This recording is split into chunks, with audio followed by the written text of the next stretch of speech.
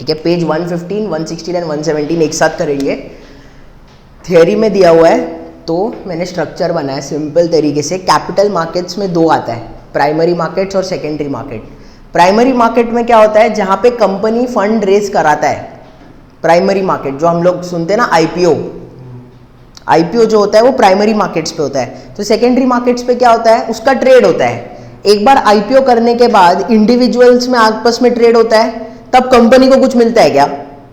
Suppose company 1 crore का है, company ने आईपीओ कराया, ठीक है, उसने बोला और 1 करोड़ हम लोग को इशू करना है टोटल।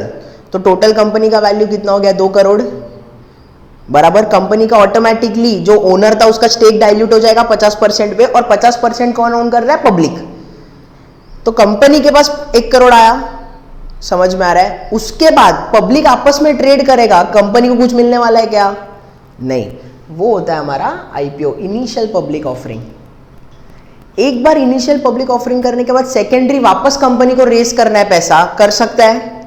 सेकेंडरी ऑफरिंग कहां पे होता है, सेकेंडरी ऑफरिंग भी प्राइमरी मार्केट्स पे ही होता है, ये याद रखना। कंपनी को अगर पैसा चाहिए ना, वो प्राइमरी मार्केट से ही रेस करेगा। क्लियर है ये। अभी इसका टेक्स्ट बुक में दिया हुआ नहीं है, बट आईपीओ 2 तरीके का होता है। एक ऐसा जैसा मैंने फर्स्ट एग्जांपल दिया, क्या एग्जांपल दिया, कंपनी 1 करोड़ का वैल्यूएशन पे, कंपनी का 1 करोड़ है, प्रमोटर कितना ओन कर रहा है, 100% बराबर। कंपनी को अभी आईपीओ करा रहा है, कितने का, 1 करोड़ का आईपीओ करा रहा है। तो कंपनी का अभी वैल्यूएशन कितना हो जाएगा, 1 करोड़ तो पहले था, प्लस 1 करोड़ 2 करोड़ हो जाएगा। प्रमोटर का होल्डिंग कितना है, 1 करोड़, तो ऑटोमेटिकली ये प्रमोटर का स्टेक कितना हो जाएगा, 50% हो जाएगा बराबर। कंपनी को पैसा मिला। ये हमारा नॉर्मल आईपीओ ऐसे ही चलता है। डी मार्ट, एवेन्यू सुपरमार्ट जिसने किया, सब नॉर्मली चलता है। दूसरा एक तरीके का आईपीओ होता है IPO offer for sale. IPO offer for sale कैसे होता है ना, सिंपल एग्जांपल में बताता हूं। प्रमोटर का 1 करोड़ है, 100% ओन कर रहा है। अभी प्रमोटर क्या बोल रहा है ना, प्रमोटर बोल रहा है मुझे मेरा स्टेक डाइल्यूट करना है एंड मुझे पैसा चाहिए उसके लिए। मैं मेरा स्टेक दे रहा हूं एंड मेरे को पैसा चाहिए उसके लिए। तो ऑफर फॉर सेल में ना ये प्रमोटर एग्जिट लेता है। क्या होगा, वो प्रमोटर बोलेगा 50 लाख इशू करना है मुझे, समझ में आ रहा है। तो प्रमोटर ने 50 लाख इशू किया, मतलब प्रमोटर का स्टेक कम हो रहा है, एंड पब्लिक जो पैसा देगा 50 लाख, वो कंपनी के पास नहीं जाएगा, किसके पास जाएगा, प्रमोटर के पास जाएगा। तो कंपनी का वैल्यूएशन इस केस में कितना रहेगा, 1 करोड़ ही रहेगा। बट अभी कैसा रहेगा, ये 1 करोड़ स्प्लिट रहेगा, 50 लाख प्रमोटर, 50 लाख पब्लिक। अगर आप देखोगे इसमें भी प्रमोटर का स्टेक कितना है, 50%, इसमें भी 50% हो रहा है इसमें, बट कंपनी को पैसा मिल रहा है, इसमें प्रमोटर लेके जा रहा है। तो नॉर्मली जब वेंचर कैपिटलिस्ट पैसा डालता है ना एक स्टार्टअप कंपनी में, तो वो नॉर्मली ऑफर फॉर सेल करते हैं, समझ में आया। गवर्नमेंट को अपना स्टेक हटाना है, आईआरसीटीसी, समझा।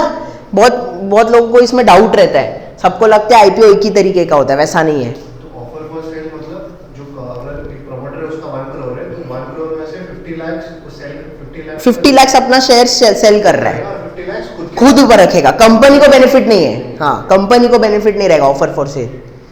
Offer for sale exit strategy होता है, नॉर्मली किसका होता है, private equity players, venture capitalist. Simple है। तो ये दोनों, अगेन टेक्स्ट बुक में ये पार्ट दिया हुआ नहीं है, क्लियर। उसके बाद आते सेकेंडरी मार्केट। यहां पे क्या लिखा है, securities trade after initial issuance.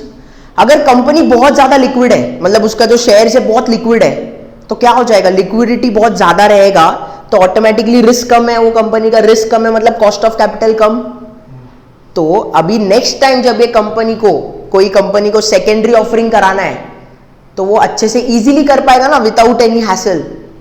उसको क्या बोल रहा है, अरे बहुत सब लोग को पता है मेरा कंपनी बहुत अच्छे से ट्रेड भी हो रहा है, बहुत लिक्विड भी है, तो इस बार मेरे को बहुत इजीली मैं रेस कर पाऊंगा फंड्स, बराबर है। इसके लिए सेकेंडरी मार्केट बहुत इंपॉर्टेंट है।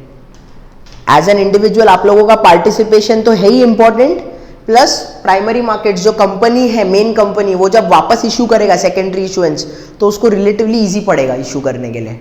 क्लियर है कंसेप्ट। ये पूरा आता है primary and secondary market, capital markets के अंदर। डन।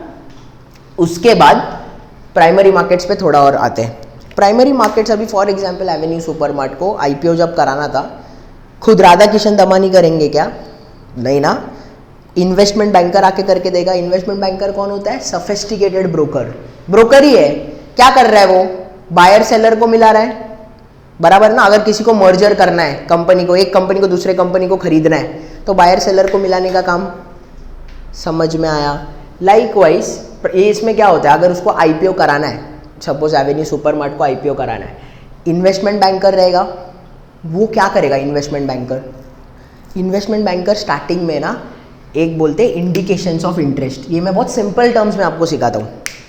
अभी सपोज बहुत सारे म्यूचुअल फंड हाउसेस रहेगा, म्यूचुअल फंड हाउसेस और पीएमएस, पोर्टफोलियो मैनेजमेंट सर्विसेज, जो हाई नेटवर्थ को केटर करता है, एंड म्यूचुअल फंड्स। ये जो इन्वेस्टमेंट बैंकर रहेगा ना, सब म्यूचुअल फंड्स के पास जाएगा और पीएमएसएस के पास जाएगा और बोलेगा कि डीमार्ट आईपीओ निकालने का प्लान है, हम लोग आप लोगों को कितना शेयर्स, हम लोग इतना शेयर्स अलॉट करने वाले टोटल, आप लोग कितना इंटरेस्टेड हो? सिंपल लैंग्वेज में बोल रहा हूँ, कितना इंटरेस्टेड हो? तो सपोज कर लेते टोटल ये लोग को अलॉट करना है 1 करोड़ का अलॉटमेंट है, ठीक है। अभी वो बहुत सारे किस में जाएगा? म्यूचुअल फंड्स में जाएगा, एमएफ्स में जाएगा, पीएमएस में जाएगा, बराबर। एक म्यूचुअल फंड बोलते हैं हम लोग है ना 30 लाख लेने को तैयार है, दूसरा बोलता है 20 लाख, कोई पीएमएस बोलता है 40 लाख, फिर बाद में एक और म्यूचुअल फंड आता है बोलता है 30 लाख हम लोग भी लेंगे, और यहाँ पे एक और म्यूचुअल फंड है वो बोलता है हम लोग 20 लाख ले लेंगे, ठीक है। टोटल कितना शेयर सप्लाई करना है? 1 करोड़। कितने लोग खरीदने को कितने है? 50, 70, 1.1, 1.4 करोड़। 1.4 करोड़ का तो डिमांड दिख ही गया। इसमें पब्लिक भी आएंगे अलग सा, जो डायरेक्ट इन्वेस्ट करना चाहते हैं, जो आप लोग करते हैं आईपीओ के थ्रू, बराबर। तो ये 1.4 करोड़ आराम से 1.5, 1.6 करोड़ हो जाएगा। सप्लाई कितने का है? यानी कि indications of interest, indications of interest मतलब demand is greater than number of shares to be offered. Demand ज़्यादा सप्लाई से, तो बेसिक इकोनॉमिक्स क्या बोलता है? प्राइस ज़्यादा, डिमांड ज़्यादा, प्राइस ज़्यादा। तो क्या हो जाएगा? उस हिसाब से वो लोग इश्यूएंस प्राइस रखेंगे। सपोज इश्यूएंस प्राइस है 400, वो लोग एक बैंडविड्थ रखते हैं। हम लोग मोस्टली 400 से 450 का बैंडविड्थ रखने वाले हैं। आप लोगों को कितना शेयर्स कितने पे चाहिए, वो होता है बुक बिल्डिंग। बुक बिल्डिंग मतलब आप एक म्यूचुअल फंड हो, वो लोग बोलेंगे हम लोग 20 लाख खरीदना चाहते हैं and we are ready to pay up to 420। These guys are ready to buy up to से 430, ये लोग मे बी 440। तो उसका एवरेज आउट करके जो सबसे ज़्यादा जगह पे डिमांड आ रहा है, जो प्राइस पे डिमांड आ रहा है, वो लोग सेट करेंगे और वो प्राइस पे आईपीओ होता है। समझ में आ रहा है? अभी ऑलरेडी ये लोग को इतना लॉट में मिलेगा, तो इंडिविजुअल्स को मिलना क्यों मुश्किल होता है? समझ में आ रहा है? क्योंकि ऑलरेडी ये लोग को मिल जाता है, जो म्यूचुअल फंड जैसे ही चलता है। समझ में आ रहा है? आइडियली ऐसा नहीं होना चाहिए, आइडियली सबको मिलना चाहिए। हाँ, क्योंकि ये लोग बल्क में लेते हैं ना। समझ में आया आपको? थोड़ा ऑब्वियसली थोड़ा तो पब्लिक को भी रखना ही पड़ता है, ऐसा नहीं है, वो मैंडेटरी है। हाँ, परसेंटेज सेट करना ही पड़ता है। ये प्रोसेस को हम लोग बोलते हैं बुक बिल्डिंग प्रोसेस। लंदन में इसको बोलते हैं बुक रनर, ठीक है, नाम है। अभी है ना, ये बहुत ज़्यादा इंटरेस्टिंग है। ये एथिक्स के साथ भी मैं थोड़ा कनेक्ट करूँगा, बट हैविंग सेड दैट यहाँ पे मैं आपको कॉन्फ्लिक्ट थोड़ा और डिटेल में जाऊँगा। टेक्स्ट बुक पे नहीं है, बट बहुत इंपॉर्टेंट है समझने के लिए। बेसिक पहले समझते क्या है। इन्वेस्टमेंट बैंकर जो इशुएंस कर रहा है आईपीओ के लिए, 2 तरीके का होता है। जो IB for example Avenue supermart के पास जब गया रहेगा इन्वेस्टमेंट बैंकर, 2 तरीके का होता है आईपीओ इशुएंस के प्रोसेस में। एक होता है अंडर रिटर्न ऑफरिंग, एक होता है best efforts basis. Simple language में बता देता हूँ। अंडर रिटर्न ऑफरिंग मतलब क्या? अंडर रिटर्न ऑफरिंग मतलब एवेन्यू सुपरमार्ट बोलता है, वो आईबी वाले को, इन्वेस्टमेंट बैंकर को बोलता है 1 करोड़ शेयर्स बेचने। By any chance mutual fund वाला सब पीएमएस मिला के सिर्फ 90 लाख का ही आ रहा है, एंड कॉमन पब्लिक ने मिला के 5 लाख लिया, तो भी 95 लाख का ही डिमांड आया। कितने का सप्लाई हो रहा है? तो बाकी का 5 लाख आपको खरीदना पड़ेगा, आईबी को खरीदना पड़ेगा। उसको बोलते हैं अंडर रिटर्न ऑफरिंग। समझा? मेजॉरिटी ऑफरिंग्स ऐसे होते हैं, अंडर रिटर्न ऑफरिंग्स। समझ में आया? एक होता है best effort basis. Best effort से क्या समझ में आ रहा है? आईबी बोलता है मैं मेरा बेस्ट एफर्ट्स लगाऊंगा, बट फिर नहीं बिका ना तो मैं नहीं खरीदूंगा, मेरे ऊपर मत थोपो। वो होता है बेस्ट एफर्ट्स बेसिस, ये होता है अंडर रिटर्न। अभी ना बेस्ट एफर्ट्स में इतना प्रॉब्लम नहीं है, कॉन्फ्लिक्ट नहीं है, बट अंडर रिटर्न में है। कैसे मैं बताता हूँ। सबसे पहले तो responsibility transfer from issuer to IB, वो तो एवेन्यू सुपरमार्ट बोल देगा ना भाई तू देख ले। If portion of issue is not subscribed, 95 lakh subscribe हुआ, 5 लाख नहीं हुआ, अंडर सब्सक्राइब्ड बोलते हैं IPO, under subscribed IPO, the IB has to purchase the unsold portion. अभी ना यहाँ पे बहुत बड़ा कॉन्फ्लिक्ट है, क्या समझते हैं? अभी देखते हैं कॉन्फ्लिक्ट ऑफ इंटरेस्ट क्या है इन लोग का। एज एन अंडर राइटर या आईबी मेन काम क्या है उनका? ब्रोकरिंग का, यानी कि बेस्ट प्राइस देना है उनको इशूअर को। अभी फॉर एग्जाम्पल वो बोल रहा है सप्लाई कितना करना है 1 करोड़ का, डिमांड कितना है सिर्फ 95, तो टेंशन में आ जाएगा। तो इन दैट केस अगर स्टार्टिंग में इशुएंस प्राइस रखा था 500, जो इन्वेस्टमेंट बैंकर है वो क्या सोचेगा कि यार 500 तो रख तो दिया, बट 95 लाख का ही आ रहा है, बाकी 5 लाख तो मुझे लेना पड़ेगा, ये तो बहुत बड़ा रिस्क है। इन दैट केस पॉसिबिलिटी है ना कि वो ये 500 को अंडर प्राइस कर देगा डेलिबरेटली, सो दैट उसको नहीं उठाना पड़े बाकी का 5 लाख। पॉसिबिलिटी है। ये कॉन्फ्लिक्ट ऑफ इंटरेस्ट हुआ कि नहीं? अज्यूम करो वो 475 पे रख देगा, अभी पूरा 100 का 100 मतलब पूरा 1 करोड़ का डिमांड मीट हो जाएगा, और लेकिन वो अंडर प्राइस कर दिया, कॉन्फ्लिक्ट ऑफ इंटरेस्ट हो गया ना इधर। लेकिन आपको क्या लगता है कि जो मेन कंपनी है उनको पता नहीं रहेगा क्या कि आईबी वाला ये कर रहा है? पता रहेगा ना, फिर भी वो लोग कुछ नहीं बोलते, क्यों? आपको क्या लगता है राधा किशन दमानी को ये पता नहीं रहेगा, या कोई भी प्रमोटर को ये पता नहीं रहेगा कि अगर हम लोग को पता है तो ऑब्वियसली जो बिजनेस प्रमोटर है उसको भी पता है, फिर भी वो लोग क्यों कुछ नहीं बोलते? आप ऐसे समझो ये 500 का 475 हुआ ना, एक बार चलता है, बट अगर 500 रख के अंडर सब्सक्राइब हुआ ना, वो और गंदा है। प्राइजेस है ना 475 के भी नीचे आ जाएगा अंडर सब्सक्राइब हुआ तो, समझ में आ रहा है? 500 में इशू रखा है, ये स्ट्रेट चला जाएगा 450 430 पे, जो और ज़्यादा नेगेटिव है, और नेगेटिव पब्लिसिटी हो जाएगा ना, फिर कोई हाथ ही नहीं लगाएगा वो कंपनी के लिए। फिर क्या हो जाएगा, सेकेंडरी मार्केट पे ट्रेड नहीं होगा, सप्लाई ज़्यादा डिमांड कम, जिसकी वजह से वापस पैसा लेस करना है वो भी पॉसिबल नहीं हो जाएगा, बहुत प्रॉब्लम आ जाएगा, जिसकी वजह से प्रमोटर्स दे आर फाइन। वो लोग बोलते ठीक है भाई 100 पूरा लेकिन हो जाना चाहिए, 100% मेरा सब्सक्राइब हो जाना चाहिए या ओवर सब्सक्राइब होना चाहिए, क्योंकि प्राइजेस तो बाद में भी बढ़ सकता है। ये 475 में रख के सब हुआ, उसके बाद 6 महीने बाद लोगों को लगा नहीं यार अच्छा है, तो ऑटोमेटिकली 500 550 पे चला जाएगा।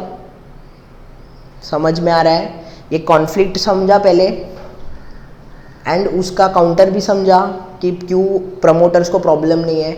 अब यहाँ पे ना मैंने डेलिबरेटली एक पॉइंट लिखा हुआ है, अगर जो इन्वेस्टमेंट बैंकर है वो 475 पे रखता है, यानी कि इन्वेस्टमेंट बैंकर ने अंडर प्राइस किया डेलिबरेटली, वो है ना अपने क्लाइंट के अकाउंट्स में ये शेयर्स डाल के रख सकता है। ये बहुत बड़ा कॉन्फ्लिक्ट ऑफ इंटरेस्ट है।